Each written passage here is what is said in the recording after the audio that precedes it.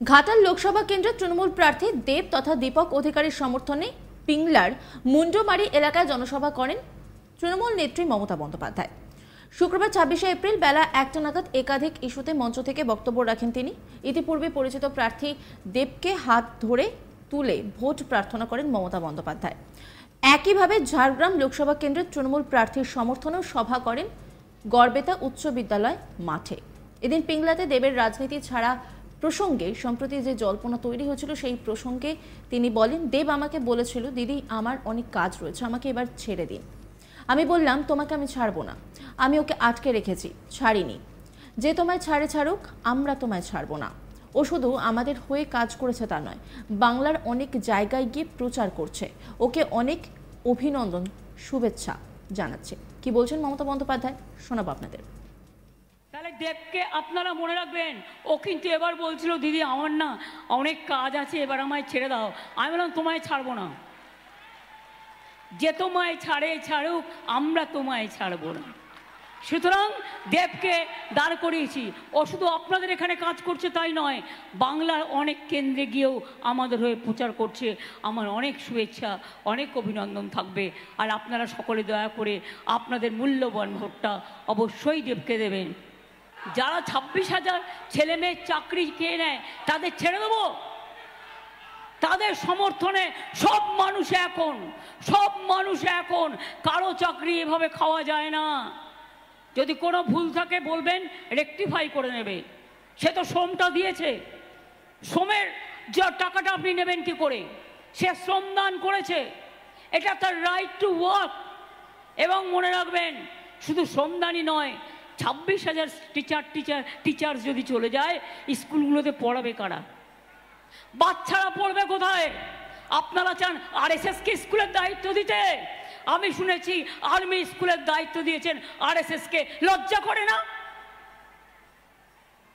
আপনার যা ইচ্ছে ধর্ম করুন, আমরা সব ধর্ম করব, সব ধর্মকে ভালোবাসবো, সবার জীবনের নিরাপত্তা দেব।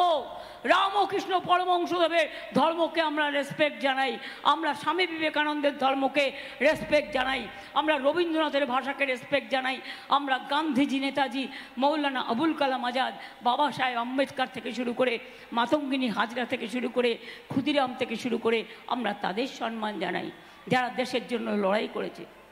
আর দেশে যখন লড়াই ছিল তখন বিজেপির জন্মই হয়নি, স্বাধীনতা আন্দোলনের জন্মই হয়নি।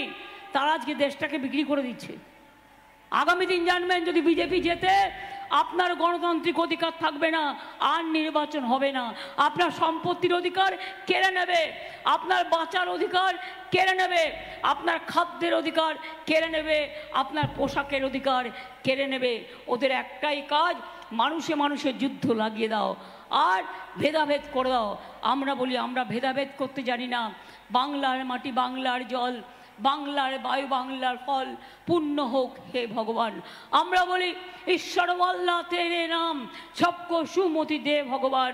আমরা বিরসা মুন্ডাকে পুজো করি, আমরা রঘুনাথ মুর্মুকে করি, আমরা পঞ্চানন বর্মকে করি, আমরা হরিচাঁদ ঠাকুরকে করি, আমরা মা দুর্গাকে করি, আমরা মা কালীকে করি, আমরা আল্লাহ তাআলার দোয়া মাঙি, আমরা বয় গুরুজিকে খালসা বলি, আমরা মে গড ব্লেস ইউ বলি, আমরা সবাইকে নিয়ে চলি। মনে রাখবেন, ১০ লক্ষ চাকরি আমি রেডি করে রেখেছি, শুধু বিজেপির জন্য আমি করতে পারছি না।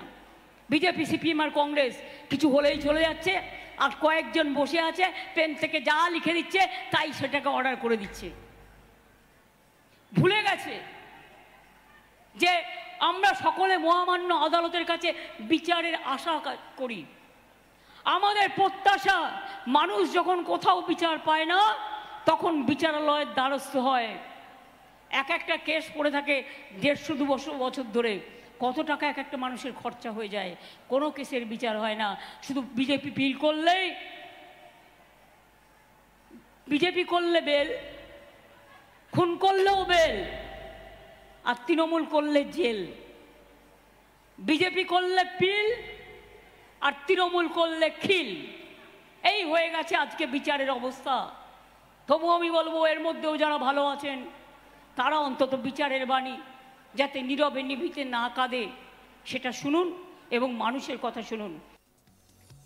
একই সঙ্গে পশ্চিম মেদিনীপুর জেলায় কঙ্কাল কাণ্ড ইস্যুতে তিনি বলেন, বহু মানুষকে সিপিএম নেতারা কুপিয়ে খুন করে নদীতে ফেলে দিয়েছে।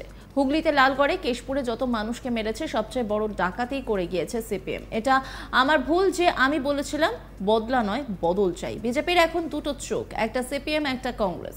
এরা জানে না বাংলার ভোটে ভারত সরকার হবে না, আমাদের ভোটে ইন্ডিয়া জোট ভারত সরকার তৈরি করবে। তোমরা কিছুই করতে পারবে না। আগে সিপিএম একটা তো আসন পেয়ে দেখাও, তারপরে না হয় জোট করবে। তুমিও বা ইন্ডিয়া জোটের কে? আমি ইন্ডিয়া জোট তৈরি করে দিয়েছিলাম, তার জন্য আমি গর্বিত। কি বলছেন তিনি, শোনাবো আপনাদের। শালবনিতে কত কোনো বিচার পায়নি মানুষ, আর সবচেয়ে বড় ডাকাতি চুরি করে গেছে সিপিএম।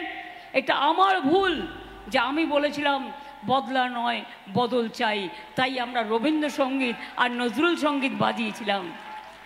আর আজেরা বিজেপির দুটো চোখ বাংলায়, একটা কংগ্রেস একটা সিপিএম। এরা জানে না বাংলার ভোটে ইন্ডিয়া গভর্নমেন্ট হবে না, আমাদের ভোটে ইন্ডিয়া জোট গভর্নমেন্ট তৈরি করবে, সেখানে তোমরা করতে পারবে না। আগে তো একটা সিট পাও, তারপরে তুমি ইন্ডিয়া জোট দেখাবে। আর তুমি ইন্ডিয়া জোটের কে? আমি ইন্ডিয়া জোট তৈরি করেছিলাম, তার জন্য আমি গর্বিত। নামও আমি দিয়েছিলাম, তার জন্য আমি গর্বিত। এবং আমি খুশি হব সারা বাংলায় ভালো করে ভোট পেলে আমরা দিল্লিতে আমরা পথ দেখাবো, আমরা আমাদের টাকা নিয়ে আসব, আমরা গরিব মানুষের কাজ করব, আমরা উন্নয়নের কাজ করব। ঘাটাল মাস্টার প্ল্যান ইস্যু আরও একবার মনে করিয়ে তিনি বলেন, কপালেশ্বর কেলেঘাই নিয়ে প্রত্যেক দিন মানুষ ভুয়া চিৎকার করতে আমি দেখেছি মানুষ ভুইয়াকে। সেই 700 কোটি টাকার পরিকল্পনা অলরেডি কমপ্লিট করে ফেলেছি। এবার দেব জুন ঝাড়গ্রাম জিতলে মেদিনীপুরকে উপহার দেব ঘাটার মাস্টার প্ল্যান। কি বলছেন তিনি, শোনাব আপনাদের। মেদিনীপুরে মনে রাখবেন, মেডিকেল কলেজ থেকে শুরু করে মাল্টি সুপার হসপিটাল থেকে শুরু করে কপালেশ্বর কেলেঘাই প্রত্যেক দিন মানুষ ভুইয়া চিৎকার করতো আমি দেখতাম। কেউ করেনি। ওটা 700 কোটি টাকার পরিকল্পনা অলরেডি কমপ্লিট হয়ে গেছে। কান্দি মাস্টার প্ল্যান হয়ে গেছে। আর এবার দেব জিতলে, জুন জিতলে, এবং মনে রাখবেন দেব জুন ঝাড়গ্রাম জিতলে আমি মেদিনীপুরকে উপহার দেব। এই নিয়ে একটি রিপোর্ট তুলে ধরেছেন আমার কলিগ, দেখাবো আপনাদের। আমার ঐতিহাসিক ভুল ছিল, নির্বাচনে জয়ের পর আমি বলেছিলাম বদলা নয় বদল চাই। যে বামপন্থীরা বিভিন্ন জায়গায় সব থেকে বড় ডাকাতি করে গেছে, সন্ত্রাস করে গেছে, তাদের ক্ষেত্রে এই নিয়মটা বলেছিলাম। পিংলার সভা থেকে এমনই বললেন নেত্রী মমতা বন্দ্যোপাধ্যায়। উল্লেখ করা যায়, শুক্রবার সকাল থেকে পশ্চিম মেদিনীপুরের দুটি স্থানে দুটি রাজনৈতিক সভা। নজর রাখুন আজ তাক বাংলার ইউটিউব স্ট্রিমিংয়ে।